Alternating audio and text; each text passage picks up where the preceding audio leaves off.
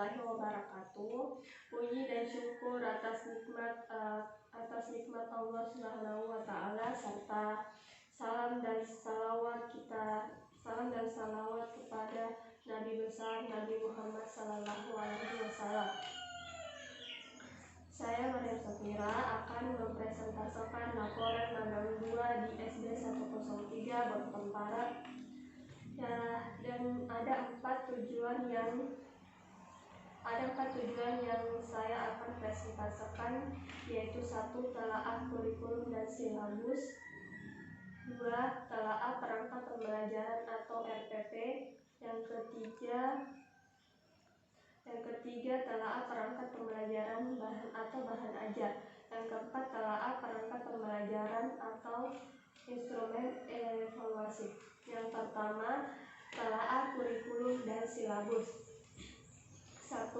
Kesesuaian silabus dengan SK dan KD. Berdasarkan hasil yang saya telaah, kesesuaian silabus dengan SK dan KD itu sudah sesuai.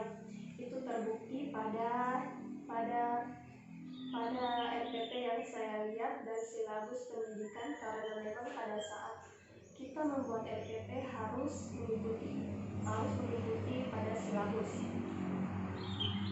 Yang kedua, kesesuaian indikator dengan KD.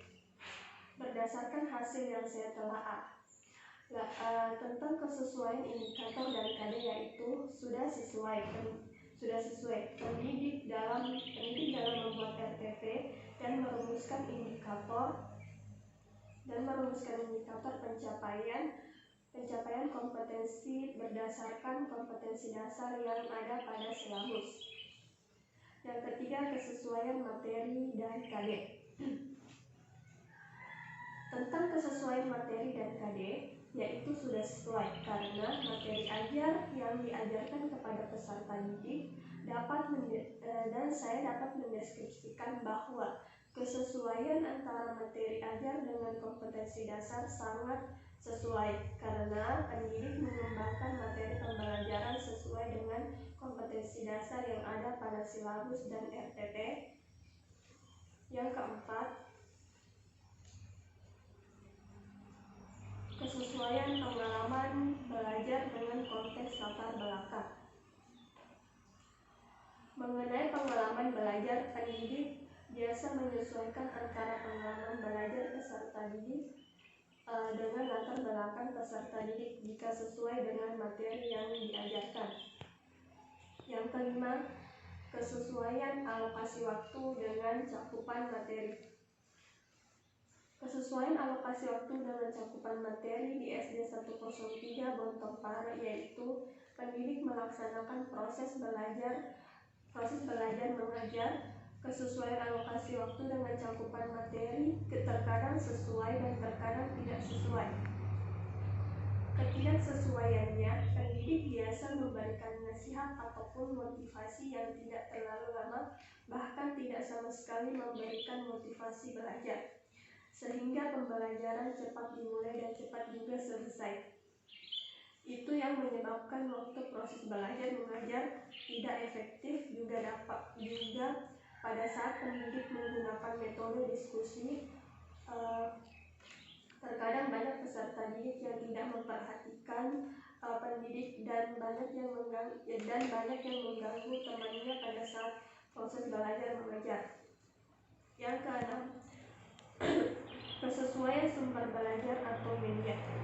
Berdasarkan hasil observasi selama proses magang 2 di SD 103 Bontong Barat Sinjai, tentang kesesuaian sumber belajar dengan materi sudah sesuai karena pendidik pada saat proses belajar mengajar dalam menyampaikan materi kepada peserta memang terpaku pada buku guru dan buku siswa, sehingga sumber belajar dan materi sesuai. Sedangkan kesesuaian media dengan materi pembelajaran tidak sesuai berdasarkan hasil telaah saya pada RPP. Pendidik dan pengamatan saya tidak menggunakan media karena tidak adanya LCD proyektor untuk menampilkan video ataupun gambar yang berkaitan pada pembelajaran tersebut. Dan yang kedua, telaah perangkat pembelajaran atau rencana atau RPP. 1. Yang bagian A, perumusan indikator kesesuaian dengan KD. Berdasarkan hasil telaah yang saya lakukan tentang kesesuaian indikator dan KD itu sudah sesuai. Pendidik dalam membuat RPP dan merumuskan indikator pencapaian kompetensi berdasarkan kompetensi dasar yang ada pada silabus dan sudah ketentuan bahwa indikator harus sesuai atau selaras dengan KD.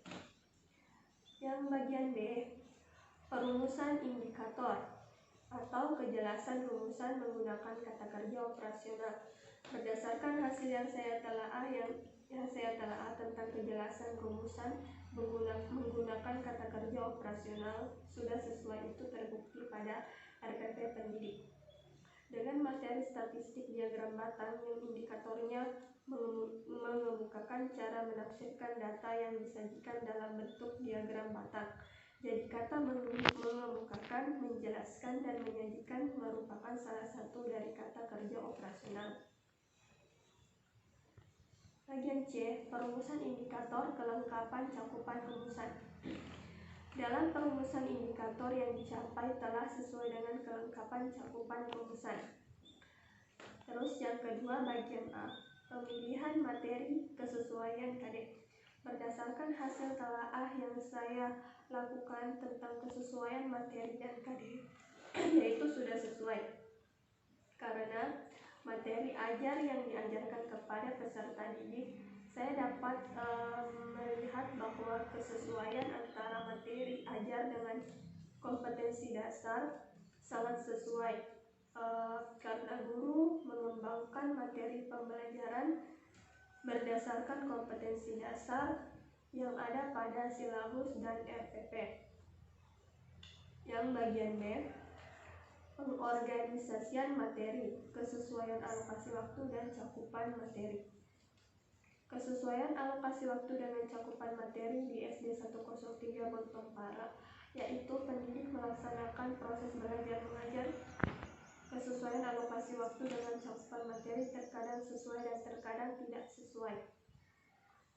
Ketidaksesuaiannya yaitu pendidik biasa memberikan nasihat ataupun motivasi yang tidak terlalu lama, bahkan tidak memberikan motivasi belajar, sehingga menyebabkan waktu proses belajar mengajar tidak efektif. Pada saat pendidik menggunakan metode diskusi, terkadang banyak peserta didik yang tidak memperhatikan apa yang disampaikan oleh pendidik dan bahkan mengganggu temannya pada saat proses belajar mengajar. Yang ketiga, bagian A, skenario atau pengalaman belajar tahap kegiatan pembelajaran minimal berdasarkan format EEK. Berdasarkan hasil pengamatan belajar atau tahap kegiatan pembelajaran telah sesuai dengan EEK seperti dalam materi statistik diagram batang, yaitu pada saat di akhir proses belajar mengajar, pendidik memberikan penegasan atau penjelasan yang lebih kuat dan mudah dipahami oleh peserta didik.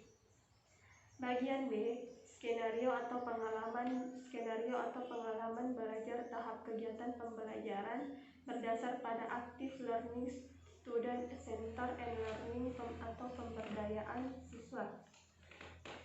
Berdasarkan hasil yang saya telaah tentang tahap kegiatan pembelajaran bahwa pendidik sudah menerapkan active learning student center, kita bisa lihat pada saat peserta didik selesai belajar.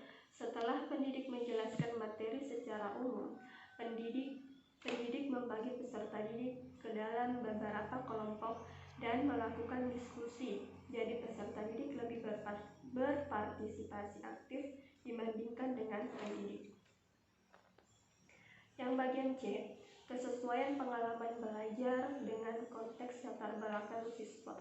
Mengenai pengalaman belajar, pendidik selalu menyesuaikan antara pengalaman belajar peserta didik dengan latar belakang peserta didik, jika memang sesuai dengan materi yang akan diajarkan.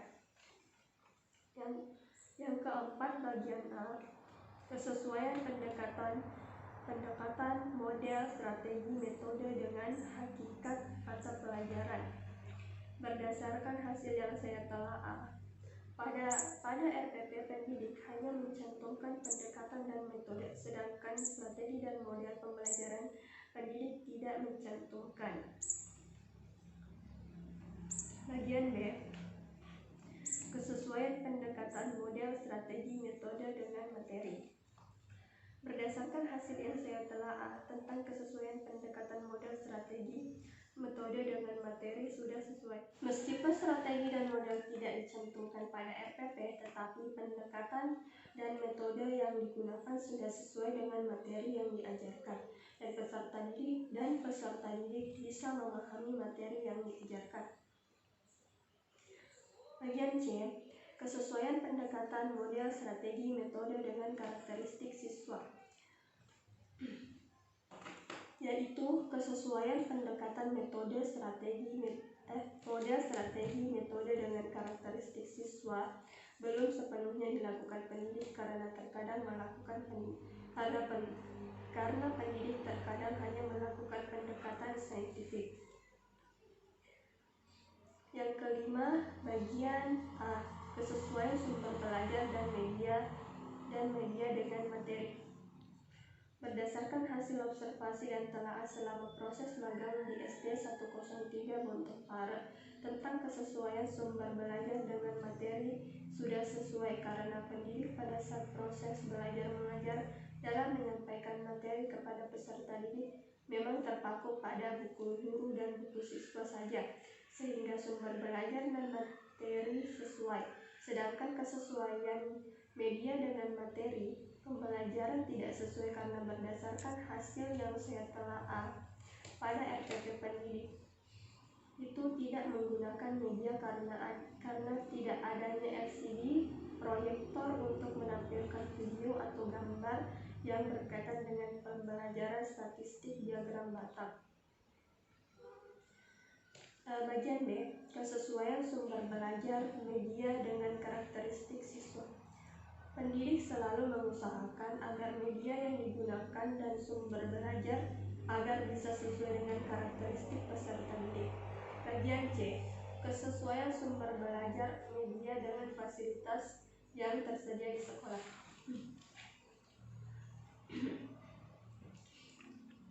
Di SD 103 Bontepare, yaitu sumber belajar dan fasilitas yang tersedia sudah sesuai karena pihak sekolah sudah menyiapkan buku guru dan buku siswa. Akan tetapi kesesuaian media dan fasilitas sekolah yaitu belum sesuai karena pendidik tidak menggunakan media pembelajaran seperti menampilkan video karena fasilitas di sekolah yang kurang memadai seperti LCD proyektor untuk menampilkan video yang berkaitan pada pembelajaran. Soalan bagian C, telaah perangkat pembelajaran atau bahan ajar. Aspek yang diamati: 1. Kesesuaian bahan ajar dikembangkan dari kompetensi dasar. Berdasarkan hasil yang saya telaah tentang kesesuaian bahan ajar dikembangkan dari kompetensi dasar, yaitu sudah sesuai, dan memang bahan ajar harus dikembangkan berdasarkan kompetensi dasar supaya indikator dan tujuan pembelajaran dapat tercapai. Yang kedua, valid atau bahan ajar memuat aspek-aspek esensial materi pembelajaran untuk kepentingan pencapaian kompetensi dasar. Pendidik dalam menyusun bahan ajar sudah sesuai dengan aspek esensial inti atau dasar materi pembelajaran untuk kepentingan pencapaian kompetensi dasar. 3. Menarik: bahan ajar dipaparkan dengan contoh, gambar-gambar, bagan dengan warna menarik, dan latihan. Berdasarkan hasil observasi dan telaah tentang menarik, bahan ajar dipaparkan dengan contoh, gambar-gambar, bagan dengan warna yang menarik, yaitu pendidik yang saya observasi tidak menggunakan gambar-gambar, akan tetapi memberikan contoh yang berkaitan dengan materi pada saat proses belajar mengajar. 4. Kemudahan bahan ajar ditata sesuai dengan tingkat perkembangan berpikir peserta didik. Berdasarkan hasil observasi dan telaah tentang kemudahan bahan ajar, pendidik menata bahan ajar yang akan digunakan sesuai dengan kemampuan berpikir peserta didik. Pendidik menggunakan lingkungan sebagai penguat bahan ajar yang sudah ada pada buku guru dan buku siswa.